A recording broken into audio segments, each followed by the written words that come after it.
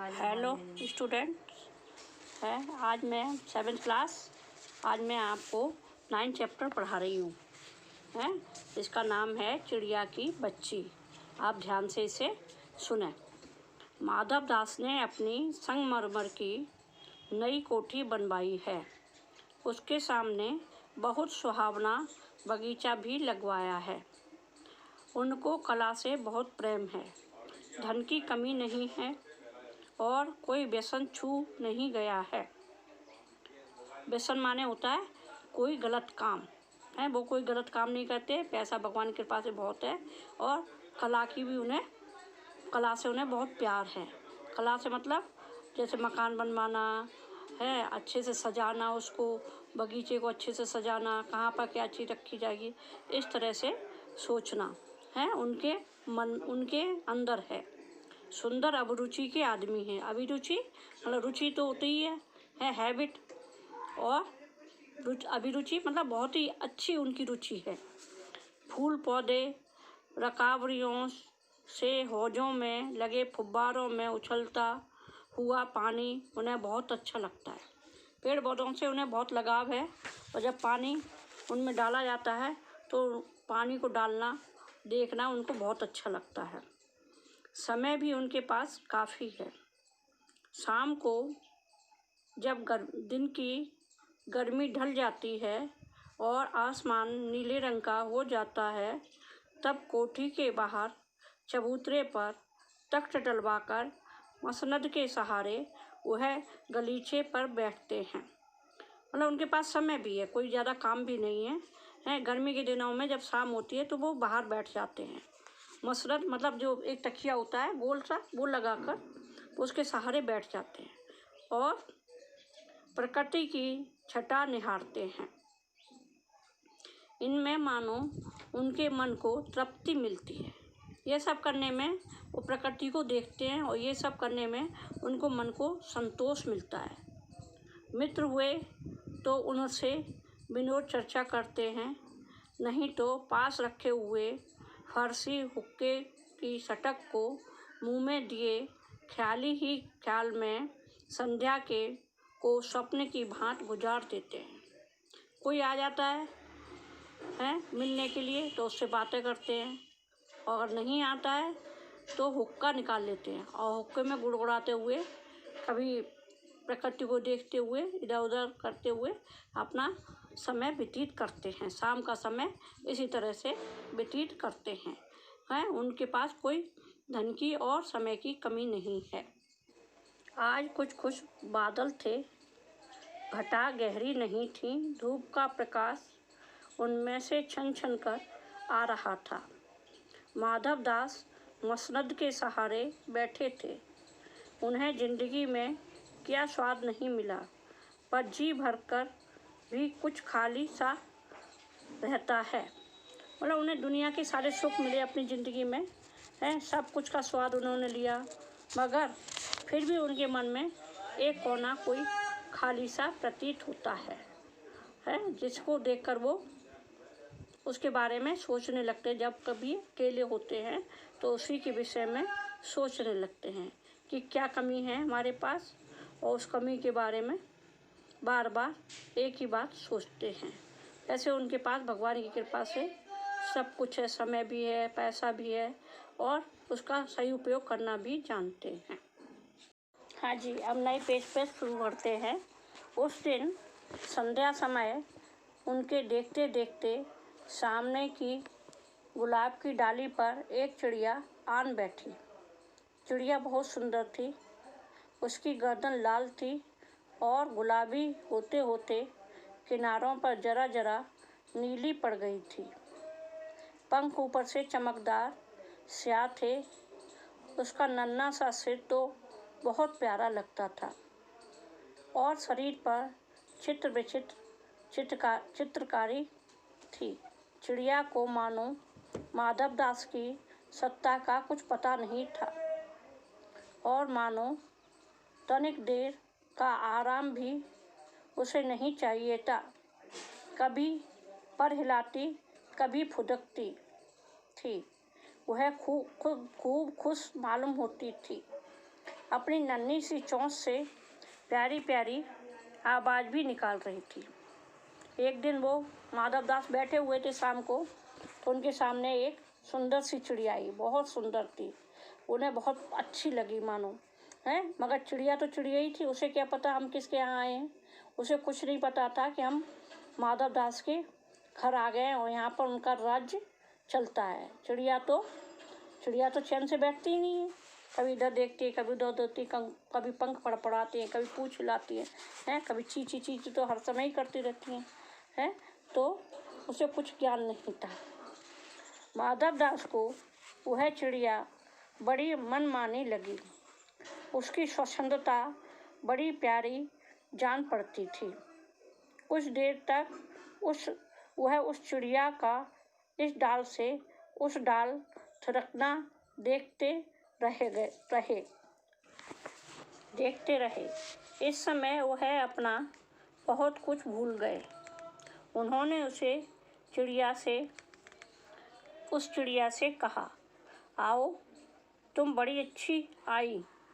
यह बगीचा तुम लोगों के बिना सूना लगता है। सुनो चिड़िया, तुम खुशी से यह समझो कि यह बगीचा मैंने तुम्हारे लिए ही बनाया है। तुम बेखटके यहाँ आया जाया करो। अब वो चिड़िया से बात करने लगे हैं, अपना सब कुछ भूलकर, और वो चिड़िया से बात करने लगे। कहते तुम बहुत अच्छी आई हो, बहुत अच्छा लग रहा है तुम्हारा आना। यह बगीचा तुम्हारे बिना सूना रहता है। अगर बगीचा सुंदर हो और उसमें पक्षी ना हो तो बाकी में बगीचा सूना रहता है। तो वो चिड़िया से कह रहे हैं, चिड़िया, तुम खुशी से ये समझो कि यह बगीचा मैंने तुम्हारे लिए बनाया है। तुम बेखटके यहाँ आया जाया करो। वो चिड़िया को आमंत्रित करते हैं, कहते हैं तुम डरा मत करो, और जब तुम्हारा मन हुआ करे तब यहाँ आ जाया करो, यह तुम्हारे लिए ही है। चिड़िया पहले तो असावधान रही, फिर जानकर कि बात उससे की जा रही है वह एकाएक तो घबरा गई। फिर संकोच को जीत कर बोली, मुझे नहीं मालूम था कि यह बगीचा आपका है। मैं अभी चली जाती हूँ। पल भर सांस लेने में यहाँ टिक गई थी।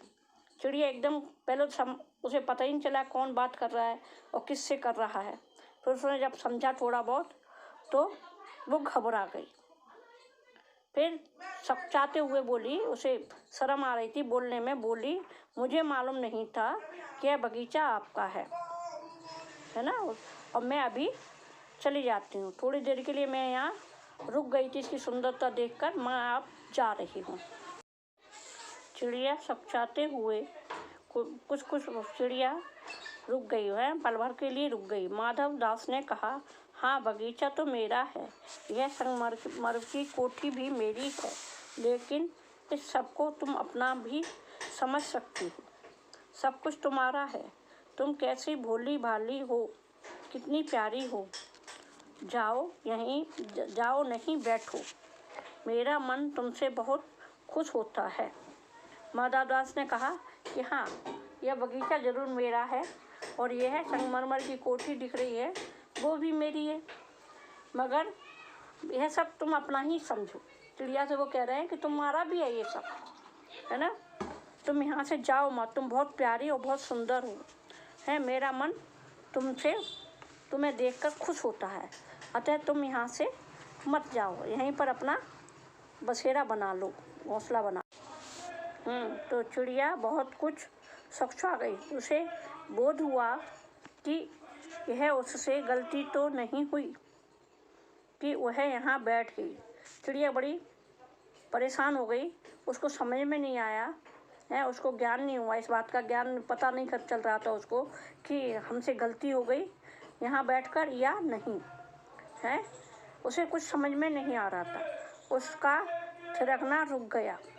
भयभीत सी वह बोली, है, वो बेचारी डर गई, और उसका फुदकना या जो मतलब हर समय क्रियाशील रहती थी वो बंद हो गई, और डर के मारे वो बोली, मैं थक कर यहाँ बैठ गई थी, मैं अभी चली जाऊँगी।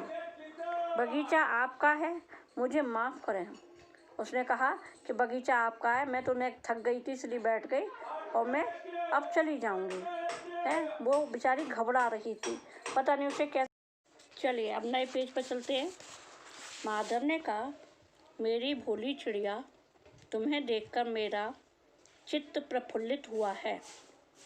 मेरा महल भी सूना है, यहाँ कोई भी चहचहाता नहीं है। तुम्हें देखकर मेरी रागनियों का जी बहलेगा।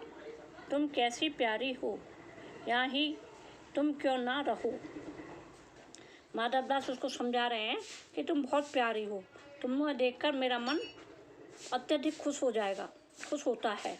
और मेरा महल सूना है, यहाँ कोई भी नहीं रहता, कोई भी नहीं चहचहाता है। तुम्हें देखकर मेरा जी बहल जाएगा। तुम कितनी प्यारी हो, तुम यहाँ क्यों नहीं रह रही हो, तुम यहीं रह जाओ। चिड़िया बोली, मैं माँ के पास जा रही हूँ। सूरज की धूप खाने और हवा से खेलने और फूलों से बात करने में जरा घर से उड़ आई थी। अब सांझ हो गई है और माँ के पास जा रही हूँ। अभी अभी मैं चली जा रही हूँ, आप सोच ना करें।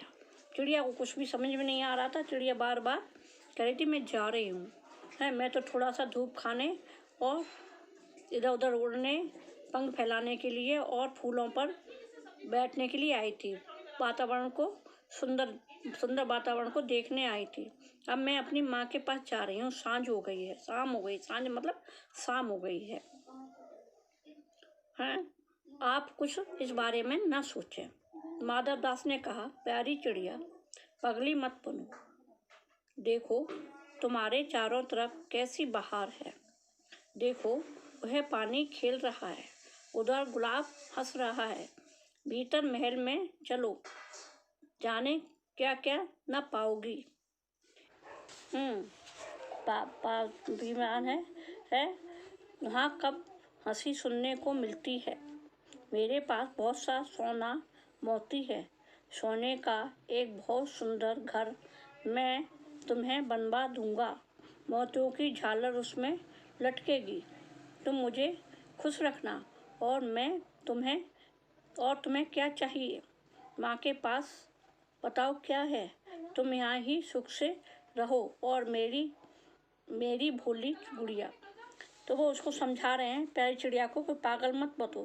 तुम्हारे चारों ओर कितनी सुंदर बगीचा है, पानी भरा हुआ है, गुलाब खिले हुए हैं और अगर महल के अंदर चलोगी तो बहुत कुछ पाओगी।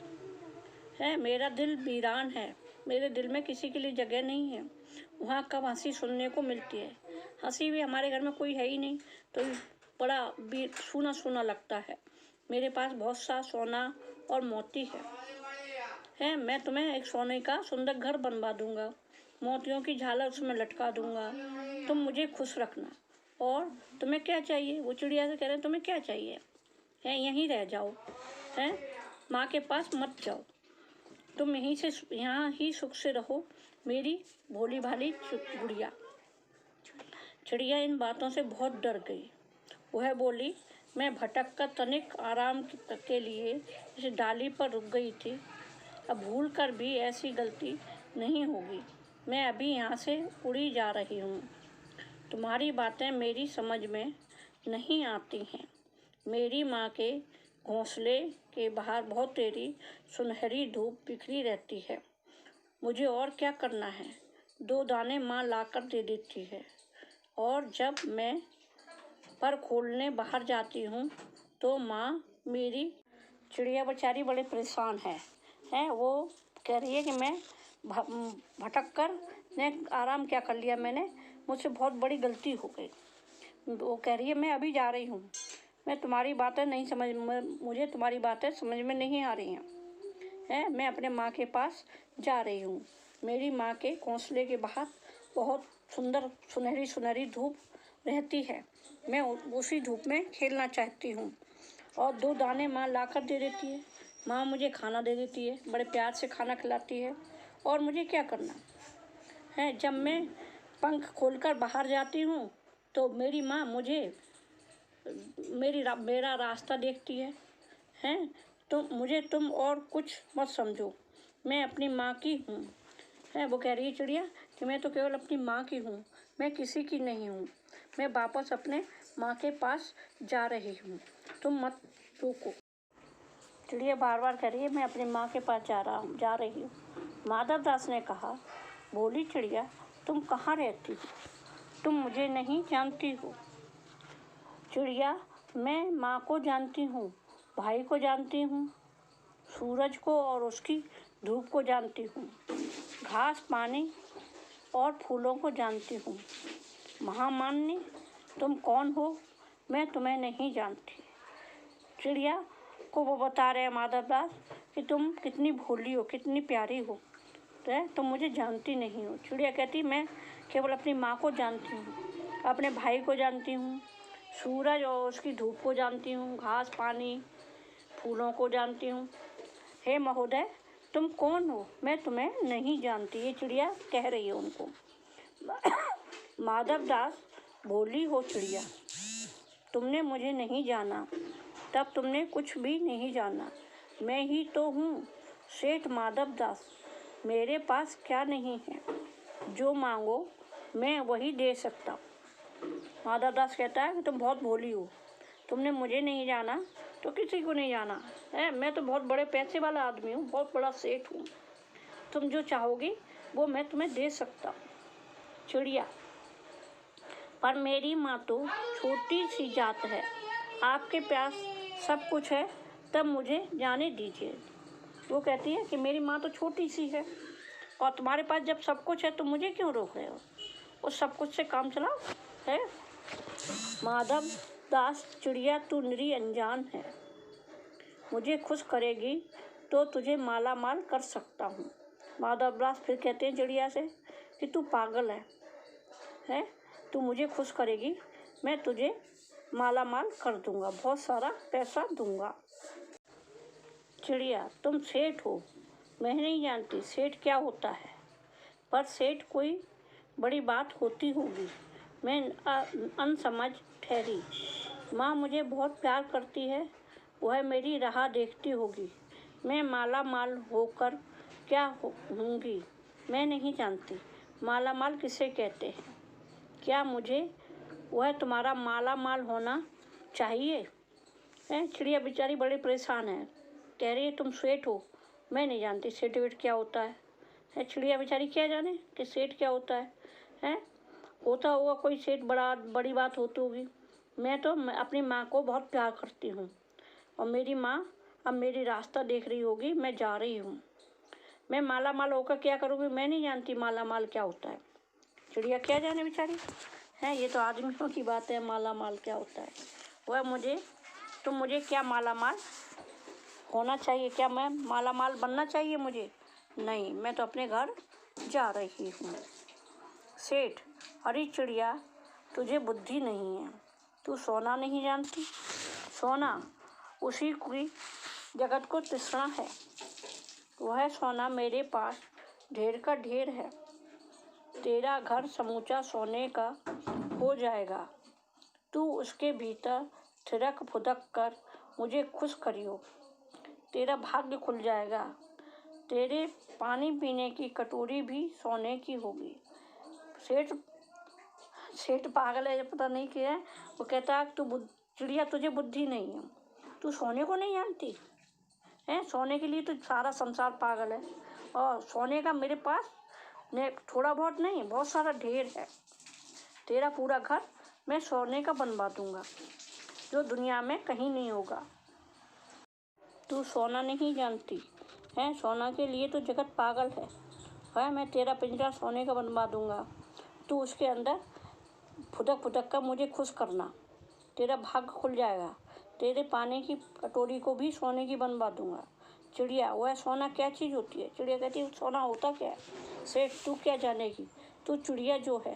सोने का मूल सीखने के लिए तुझे बहुत सीखना है। बस ये जान ले कि सेठ माधव दास तुझसे बात कर रहा है, जिससे मैं बात तक कर लेता हूँ, उसकी किस्मत खुल जाती है। तू अभी जग का हाल नहीं जानती। मेरी कोठियों पर कोठियाँ हैं, बगीचों पर बगीचे हैं, दास दासियों की संख्या नहीं है, पर तुझसे मेरा चित्त प्रसन्न होता है। ऐसा वरदान कब किसको मिलता है? री चिड़िया, तू इस बात को समझती क्यों नहीं है? वो बार बार कहते हैं कि तू तेरी किस्मत खुल जाएगी। या चिड़िया कहती सोना होता क्या है, वो क्या जाने बेचारी चिड़िया। वो कहती तू चिड़िया है इसलिए तुम नहीं जानती, मेरे पास बहुत सारी, तेरी किस्मत खुल जाएगी अगर तुम हमारे पास रहोगी। मेरे पास बहुत सारी कोठियाँ हैं, सब कुछ है, मगर कोई साथी नहीं है। तू मेरी साथी बन जाएगी, मुझको मेरा मन प्रसन्न होता है तेरे से, तो तू यहाँ पर रहे। ऐसा वरदान किसी को नहीं मिला। मैं मन चाहा तुझे जैसा चाहेगी वैसे तुझे रखूँगा और तू बड़े प्यार से यहाँ पर रहना, तुझे किसी बात की कमी नहीं होगी।